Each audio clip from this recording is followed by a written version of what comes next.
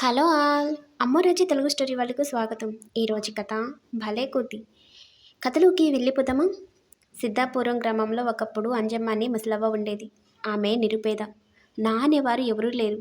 ఓసారి అడవికెళ్ళి వంట చెరుకు తెచ్చుకుంటూ ఉంటే ఓ కోతి క్రూర మృగం దాడికి గురై కింద పడి ఉండటం చూసింది అవ్వ. దానికి కావాల్సినన్ని మంచినీళ్ళు తాగిస్తే లేచి కూర్చుంది. అవ్వతో పాటు ఊరికొచ్చింది. ఆమెతోనే ఉండిపోయింది. అవ్వ తను తినే బువ్వలోనే దానికి కొంత పెట్టింది.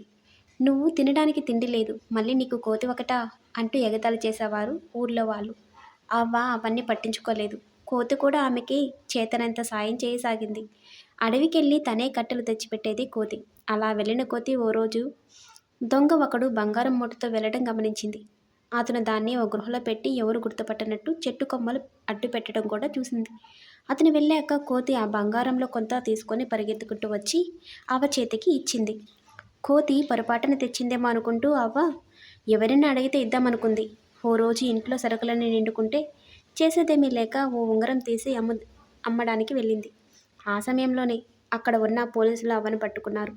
అది జమీందారు ఉంగరమని, కొంతకాలం కిందట దొంగతనానికి గురైందని చెప్పారు. అవ్వ లబోదిబోమంటూ తనకది కోతి తెచ్చిచ్చిందంటే వాళ్ళు నమ్మలేదు.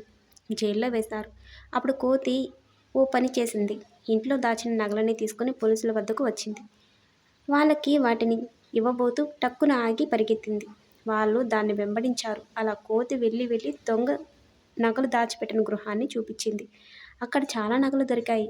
అయితే వాళ్ళు అక్కడే మాటు వేసి దొంగను కూడా పట్టుకున్నారు. ఎన్నో ఏళ్లుగా దొరకకుండా తప్పించుకుంటున్న వాడిని భలే పట్టించింది కోతి అంటూ మెచ్చుకున్నారు. దాన్ని పెంచుకుంటున్న అవ్వని వదిలేశారు. ఈ సంఘటన తర్వాత కోతిని పెంచడం ఏమిటని అవ్వని ఎవరూ ఎగతాళి చేయలేదు.